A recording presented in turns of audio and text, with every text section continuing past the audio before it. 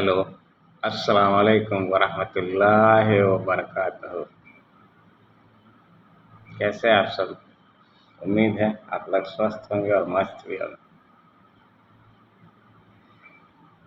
हमें अपने बच्चों को अच्छे संस्कार, अच्छा साथ और अच्छी तालीम देनी चाहिए, क्योंकि अभी चल रहा है 2024, 2040 तक यही बच्चे बड़े होंगे, तो उनको संस्कार अगर अच्छे देंगे तो अच्छा समाज बनाएंगे। अच्छी तालीम देंगे तो समाज को जो है ना अच्छी डायरेक्शन मिलेगी, क्योंकि हमारा समाज जो है ना बहुत पुराना है। हर वक्त जो है ना जब समय बदलता है तो उसके साथ साथ आदतें भी बदलती है, तो हमें भी बदलना चाहिए। हमारा समाज भी वही है, हम भी वही हैं, हम बदलने को तैयार नहीं है। दुनिया कहाँ से कहाँ चली गई और हम वहीं पे वहीं हैं। और सोचते हैं कि हमारी किस्मत खराब है, खुद पे ध्यान नहीं देते हैं, खुद पे काम नहीं करते हैं और किस्मत को दोष दे के खुद को बरी कर लेते हैं। किस्मत जब हम करते हैं ना तो हमारे कामों से किस्मत बनती है। हम आते हैं तो हमें ही हमारे माँ बाप, आना हमारे बस में नहीं है, न जाना हमारे बस में है। क्यों? क्योंकि जिसने दुनिया बनाया ना वही दुनिया चला रहा है। हमको लगता है हम चला रहे हैं। ये इंसानी फितरत है। थोड़ा समझ जाता है तो खुद को खुदा मान लेता है। खुदा अलग है, हम इंसान हैं, हम इंसान ही रहे तो बेहतर है। जब इंसान से खुदा बन जाते हैं ना तो वहीं गड़बड़ होता है। 12 हम बच्चों पे आते हैं।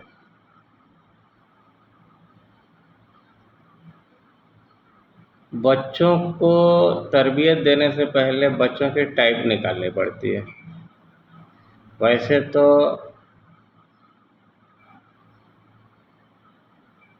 साइंस के हिसाब से देखा जाए या लिटरेचर के हिसाब से देखा जाए तो 16 टाइप के इंसान होते हैं।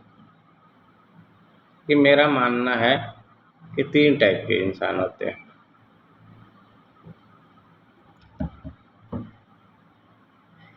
पहला गिवर, दूसरा रिसीवर और तीसरा जो है ना न्यूट्रल होता है। ना किसी को देना ना किसी से लेना। जो मेरा है वो मेरा है, जो मेरा नहीं है वो मेरा नहीं है। तो पहला रिसीवर हुआ, उनको क्या है चाहिए, रिसीव करना जानते हैं बस। किसी के पास कुछ भी है वो मेरे पास आने दो, उनको लेके खुशी मिलती है। जो गिवर होते हैं उनको दे के खुशी होती है।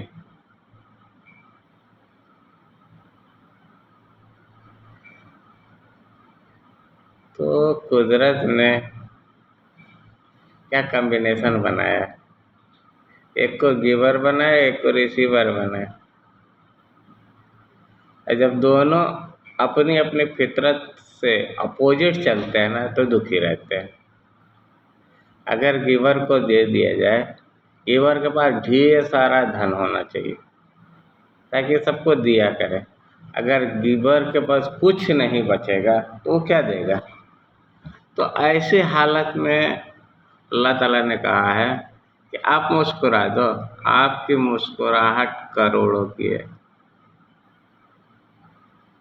आपके पास अगर कुछ देने के लिए नहीं है ना, अगर आपने किसी को देख के मुस्कुरा दिया ना, उसके तो पूरे दिन बन जाएंगे, वो माला माल हो जाएगा।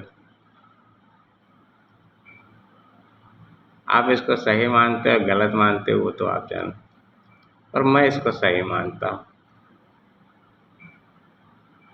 जो देने वाला है ना, जब तुम मुस्कुराते रहोगे ना तो तुम्हारे पास कोई चीज़ की कोई कमी नहीं होगी, हर कुछ अवेलेबल होगा। जो गिवर होता है ना, उसको अल्लाह ताला ना उसी जगह पे पैदा करते हैं जहाँ पे सब कुछ हो, उसे प्रिंस बना के भेजते हैं। वो अपने बचपन को संभाल लेना तो बुढ़ापे तक प्रिंस ही रहता है, उसके पास रहे न रहे कोई फर्क नहीं पड़ता। और जो रिसीवर है ना, उनके पास सब कुछ दे देना तो वो मांगते ही रहेंगे। तो राजा बनाया गिवर को, प्रजा बनाया रिसीवर को। वो उससे मांगता है, गिवर को क्या चाहिए? रिस्पेक्ट चाहिए, रिसीवर को धन चाहिए। अगर इस बात को हम समझ जाए ना तो हमारी आधी जिंदगी तो ऐसे ही खुशी खुशी गुजर जाए। जिसको जो चाहिए दो ना, लेकिन बदले में आपको क्या चाहिए आप कहो कि मुझे क्या चाहिए। सॉरी, क्योंकि स्पीकर तो हूँ नहीं, पर स्पीक कर रहा हूँ तो लोग तो हमें स्पीकर ही कहेंगे।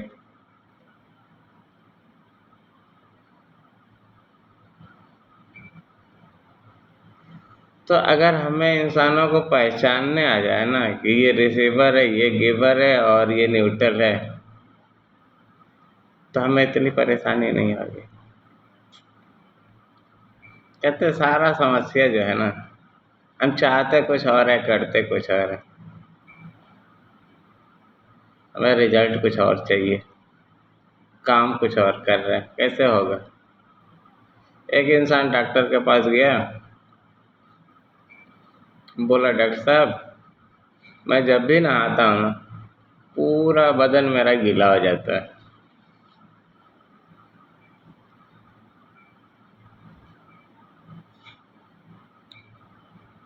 डॉक्टर साहब बोले अच्छी बात है, एक काम करो कैसे नहाते हो? तो बाथरूम में जाता हूँ, नल खोलता हूँ, नहा लेता हूँ।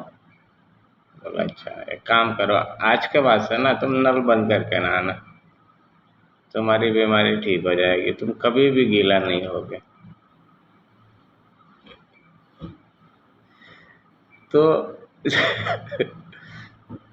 हंसी आ रही है। डॉक्टर के पास जब हम जाते हैं अपनी समस्या कहने, हमारी समस्या का समाधान हमारे पास खुद होता है, लेकिन हमको यकीन नहीं होता।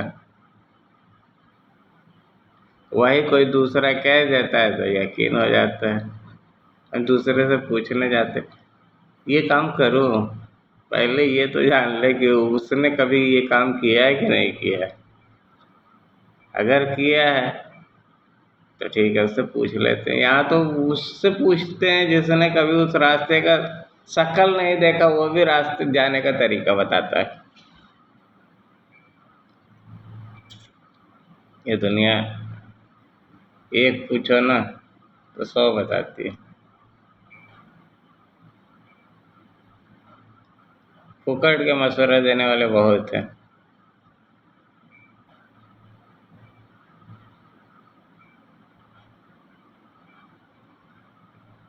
कुछ लोग तो मुझे भी यही कहते हैं, लेकिन क्या करें, जो गिवर, मैं भी गिवर हूँ।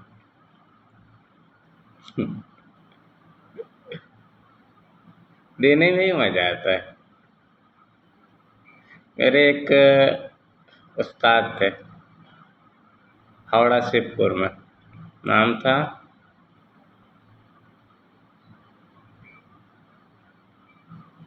नाम था डॉक्टर हरि कुंवर राय। उन्होंने एक कविता लिखा था, हो सके तो आओ ले लो, खोल कर दिल दे रहा हूँ। हो सके तो आओ ले लो, खोल कर दिल दे रहा हूँ। मेरी पूंजी है मोहब्बत, मैं मोहब्बत बांटता हूँ। मुझे ये कविता बहुत मस्त लगी थी,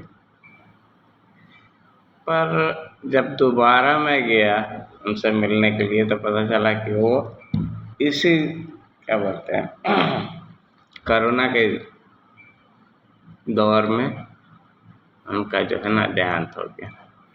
बहरहाल बहुत अच्छे थे, साहित्यकार थे, टीचर भी थे। उन्होंने मुझे बहुत समझाया था, बेटा पढ़ ले, बेटा पढ़ ले। लेकिन उस टाइम तो हमें शरारत सोचती थी। अब समझ में आया, उनकी बातें याद आती है, बहुत याद आती है। मैंने जो जो कहा था, जैसे जैसे कहा था, अपनी ज़िंदगी में ऐसे ही हो रहा। लेकिन चलो, रात गई बात गई, वक्त बदलते रहता है। जब वो दिन नहीं रहा तो ये भी नहीं रहेगा। तो वैसे कोई कमी भी नहीं है, अल्लाह का शुक्र है, उसने सब कुछ दिया है। बस ये एक था कि चलो दुनिया को रोशन कैसे किया जाए, दुनिया को बेहतर कैसे किया जाए। देखते हो मोबाइल है तो हर समय, हर 6 महीना, हर 3 महीना पर अपग्रेड होता है। हमारा समाज जो है ना, बरसों पुराना, आज तक अपग्रेड नहीं हुआ। कोई करना भी नहीं चाहता है। समाज सेवक भी वो बनते हैं जिनकी जेब खाली होती है, तो जाते हैं तो पब्लिक से ही पैसा बटोरने के चक्कर में पड़ जाते हैं। किसी का काम कराए तो पता चला कि वो तो खुद ही मोहताज है, उससे भी 100 रुपया ऐंठ लिए अपने पेट्रोल के और अपने खर्चे के लिए। तो वो लोग भी भागते हैं कि जो है जैसा है, मैंने बड़ी मेहनत से कमाया, अपने बच्चों के लिए कमाया है, ये भी दूसरे लूट के खाएंगे। तो कहते हैं ना, दूरदर्शी होना भी बहुत गड़बड़ बात है। मैं सन 2000 में सऊदी अरब गया था, 2008 में वापस आया। देखा हालात गांव के बदल चुके हैं। हम जिस गांव में रहते हैं उस गांव के हालात बहुत बुरे थे। रास्ते के मामले में मेरे मन में ख्याल आया कि गांव आगे की तरफ बढ़ रही है, पीछे आने का रास्ता नहीं है। तो मैं, मेरे एक दोस्त हैं शमीम भाई, उनसे राय मशवरा किया और बोला कि चलो एक काम करते हैं, बैक साइड से रोड बनाते हैं, ताकि आने वाली नस्ल को आने वाले वक्त में आने जाने का रास्ता मिल जाएगा, और जो गांव आगे की तरफ बढ़ रहा है वो पीछे की तरफ भी जाएगा। क्योंकि जो गरीब लोग हैं जिनके पास इनकम नहीं है, उनका कुछ है वहाँ पे खेत है, तो थोड़ा थोड़ा घर द्वार बना के आराम से रहेंगे। उसने तो शुरू में बहुत मना किया, बोला ये काम ठीक नहीं है, यहाँ पे जो है ना एक एक बित्ते ज़मीन के लिए लड़ाई हो जाती है, खून खराबा हो जाता है। और तुम सड़क की बात कर रहे हो, इसमें 10, 15, 20 फुट ज़मीन लगेगी, कौन देगा? मैंने कहा चलो कोशिश करते हैं ना, कोशिश करके देखते हैं, हो गया तो अच्छी बात है, नहीं हुआ तो कोई बात ही नहीं, अपनी मेहनत है ना। अपने दिल में तो ये तो नहीं रहेगा कि हमने कोशिश नहीं की। एक बड़ा अच्छा मिसरा है कि समझ गए तो पैसा पैसा, न समझे तो पहले जैसा। तो कोशिश किए, तो लाइन बनाए। तो रामा मास्टर जो है मोहम्मदपुर के निवासी हैं, तो उनका डेरा है, वहाँ पे उन्होंने पहले उनके घर के आगे ही नदी थी, तो वहाँ पे सब नदी में तैर के उस साइड में जाते थे। उनको बुरा लगता था क्योंकि टीचर थे, सभ्य हैं। तो उन्होंने ज़मीन खरीद के और विधायक से रिक्वेस्ट करके वहाँ पे एक पुल बना दिया। ये पुल बना तो बंधा भी बन गया आगे तक। तो जब हम लोग सर्वे किए तो उस बंधे से मुझे लगा कि इस बंधे से जो है ना एक रास्ता निकल सकता है, जो कि आगे जो है ना लाल बिहारी मास्टर के घर के सामने जो है बंधा है भागड़ा पे, वहाँ अगर मिला दिया जाए तो गोसाईपुर, मोहम्मदपुर और बसारीपुर, सीसोटार, ये 4 गांव जो है मिल जाएंगे और गांव का ग्रोथ हो जाएगा। अब वहाँ से वहाँ तक हम लोगों ने सर्वे किया, करीब नहीं है तो 100 लोगों की ज़मीन होगी, किसी की छोटी किसी की बड़ी। बहरहाल सबसे एक एक करके मिलते गए। उसके बाद से जो है ना उसमें एक गोसाईपुर के राजा सिंह थे, उनके पास गए। उनके पास जाने से पहले उनकी ज़मीन थी जहाँ से स्टार्ट होना था, तो उनका परमिशन मिलना बहुत ज़रूरी था। बिना उनके परमिशन का तो वो सोच भी नहीं सकते थे। लेकिन उस वक़्त 2 आदमी जो थे ना बसारीपुर में बहुत फेमस थे, एक बंगाली खां और एक इकरामुल नेता। ये 2 लोग ऐसे थे ना कि कोई काम जो है होने नहीं देते थे। एक करता था तो दूसरा रोकता था। अब क्या इस समस्या का समाधान सबसे पहले करना ज़रूरी है। तो हम जो है ना सबसे पहले बंगाली खां के पास गए, बोले कि मैंने ऐसा ऐसा सोचा है, अब मैं करने वाला हूँ, मैं करना चाहता हूँ, ठीक है। अब मैं जो चाहता हूँ वो करता हूँ, चाहे उसमें जितनी भी मुश्किलें आए फ़र्क नहीं पड़ता। तो बंगाली खां कहे कि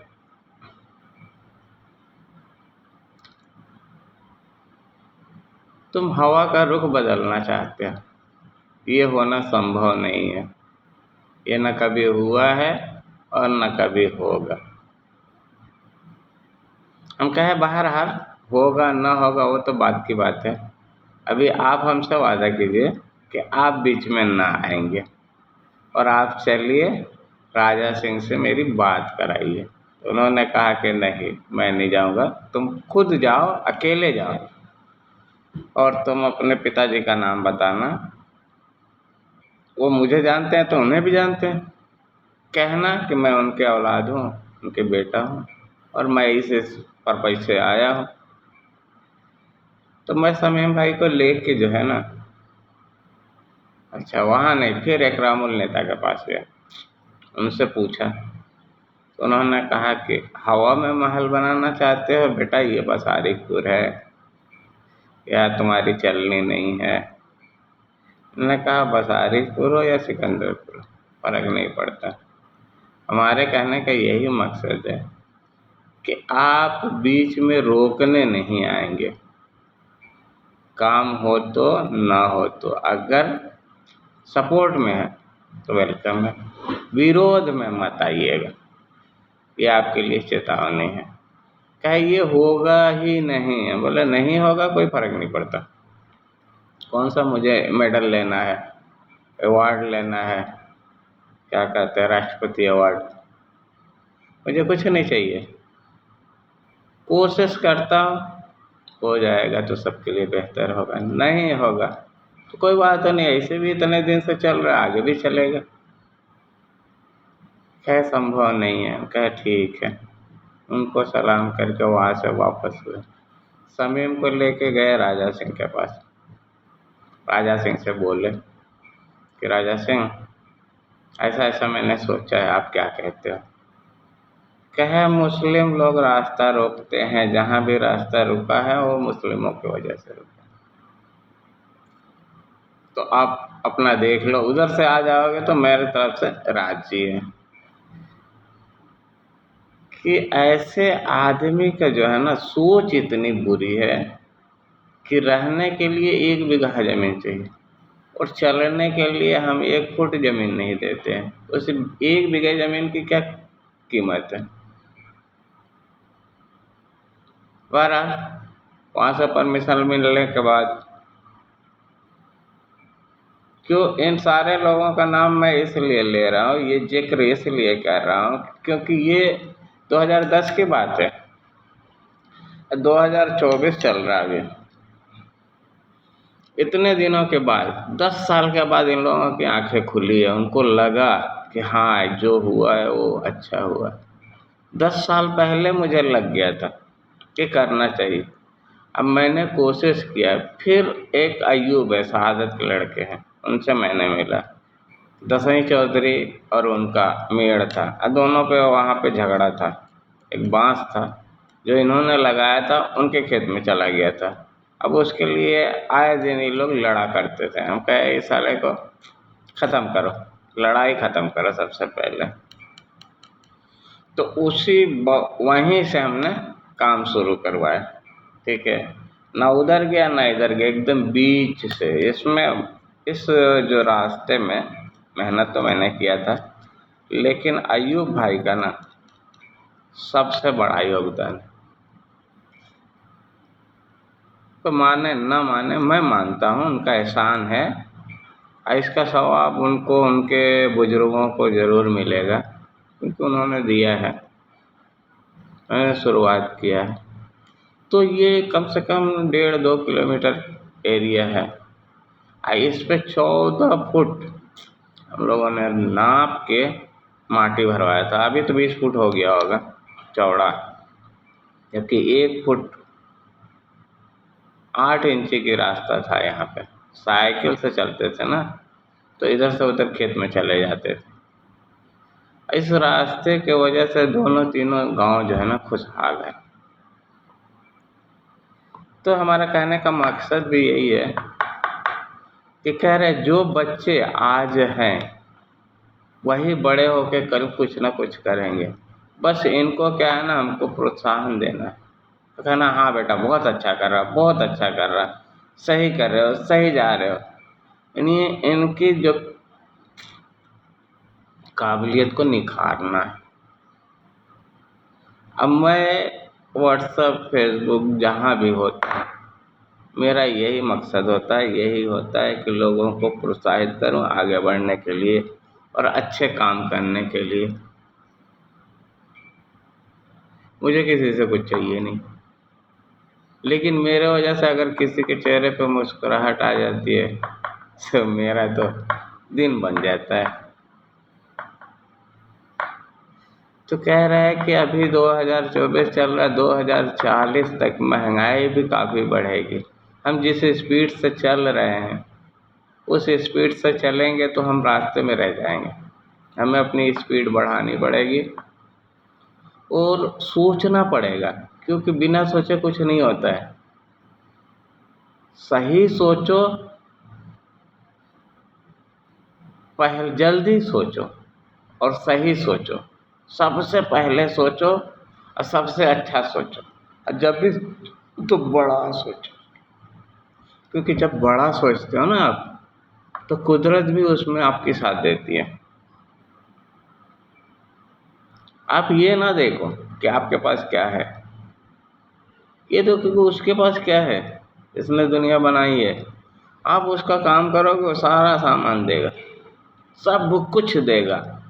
आपकी लाइफ में जितनी चीज़ें चाहिए ना आपको खुश रहने के लिए, वो सब कुछ आपको देगा, बशर्ते आप उसका काम कीजिए। उसने इस दुनिया को, इस संसार को सुंदर बनाया है। आदम अलैहिस्सलाम को बनाने से पहले फरिश्तों से कहा कि मैं चाहता हूँ कि दुनिया में एक खलीफा बना के भेजूँ।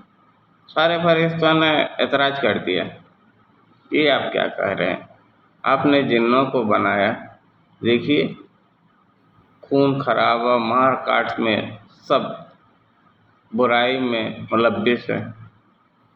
जो जो काम आपने मना किया था वो सारे काम कर रहे हैं। आप इंसान बनाओगे, इंसान भी वही करेगा। तुम नहीं जानते हो जो मैं जानता हूँ। ठीक है, मैं बनाने वाला हूँ, बताया तो बनाने वाला हूँ। फिर उन्होंने आदम अलैहिस्सलाम को बनाया। जब आदम अलैहिस्सलाम को बना दिया तो उनको कहा चारों तरफ जाओ, घूमो फिरो, जो है खाली आप इच्छा करना, मतलब तसव्वुर करना, सोचना कि मुझे फल खाना है, मुझे एप्पल खाना है, मुझे वो क्या बोलते हैं ग्रेप्स खाना है, बनाना खाना है। वो आप जैसे ही सोचोगे ना, आपके पास हाजिर हो जाएगा। आपको कुछ करने की ज़रूरत नहीं, आप मौज करो, खुश रहो बस। इतना करने के बाद भी उन्होंने देखा कि आदम अलैहिस्सलाम खुश नहीं है।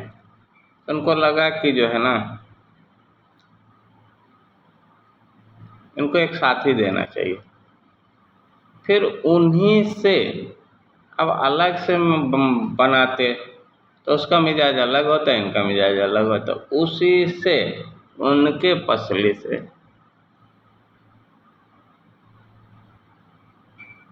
उन्होंने माई हव्वा को बनाया। अब बोला दोनों आपस में एक साथ रहो और खुश रहो, खाओ पियो, बस एक काम मत करना, इस दरख्त के पास न जाना। अगर आप गए हो तो आप जो है जालिमों में आ जाओगे। शैतान उसके पहले मुकर गया था, उस पर लानत कर दिए थे अल्लाह ताला ने कि अगर तुम मेरी बातें नहीं मानोगे तो तुम्हें जन्नत से निकाल दिया जाएगा। तो जन्नत से निकाल भी दिए थे, लेकिन जन्नत में आने जाने का जो है था, जन्नत में ही थे। फिर उन्होंने माया हुआ को वो किया, क्या बोलते हैं, बहकाया। बोला ये फल खा लोगे तो आप हमेशा हमेशा के लिए जो है ना जिंदा रहोगे, आप बहुत ताकतवर हो जाओगे, सारे लोग आपकी सुनेंगे। तो उसके बहकावे में आ गए, उन्होंने खा लिया। अल्लाह को गुस्सा है, उन्होंने वहाँ से निकाल दिया। शैतान को जो है उन्हीं के गले में लपेट दिए हैं, और कहे निकल जाओ यहाँ से। अब बहुत सारे जो दूसरे लोग हैं, चलिए उनकी बातें नहीं करते, छोड़ते, दुनिया में आ गए। अच्छा, 40 साल तक एक दूसरे से अलग रहे, रोते रहे, अल्लाह से दुआ करते रहे आदम अलैहिस्सलाम। 40 साल के बाद अल्लाह ताला ने उनके गुनाहों को माफ़ किया, तौबा को कबूल किया और दोनों को मिलाया और बोला कि अब तुम यहीं रहोगे, तुम्हारी औलादें भी यहीं रहेंगी। अब मैं भेजूँगा, जो भी लोग आएंगे दुनिया में जैसे कहेंगे वैसे करते जाना। जब क़यामत होगी उसके बाद से तुम्हारा जो है तुम क्या किए हो नहीं किए हो सारा हिसाब किताब होगा। उसके बाद वापसी घर की तब होगी। तो मैं कहाँ था, तो बच्चों पे था। तो एक और बहुत ख़ास बात है कि हमारे जो है ना 40 साल तक मिजाज दूसरा होता है, और 40 साल के बाद जो गिवर होता है ना वो रिसीवर बन जाता है, जो रिसीवर होता है ना वो गिवर बन जाता है, एकदम अपोजिट हो जाता है। और जो न्यूट्रल होता है ना वो जो है कि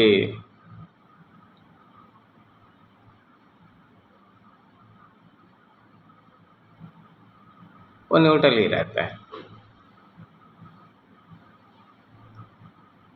ये तीनों टाइप के चेंजिंग होती है तो रिसीवर और गिवर में, यही दोनों में चेंजिंग होती है, मैंने महसूस किया है। ठीक है,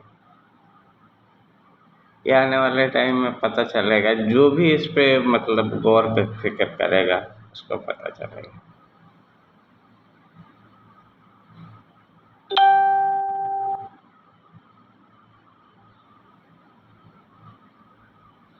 काफ़ी लंबी हो गई है। तो मैसेज था मेरे पास, कह रहे अपने बच्चों को ना कुरान पढ़ाओ नहीं, कुरान सिखाओ और सुन्नत सिखाओ। ये दो चीज़ है ना, वो कामयाबी की तरफ लेके जाती है। अगर ये दोनों छोड़ दिए ना तो आपको मुश्किलों से कोई बचा नहीं सकता। मुश्किलें आपके आसपास रहेंगी, आप हमेशा परेशान रहोगे। और जब भी कभी परेशानी आई ना तो घबराओ नहीं, अल्लाह को याद करो और उससे मदद मांगो। अस्तगफिरुल्लाह पढ़ना शुरू कर दो। अल्हम्दुलिल्लाह, अस्तगफिरुल्लाह, सुभान अल्लाह। ये 3 वर्ड ऐसा है ना कि आपको परेशानी से बाहर निकाल देगा।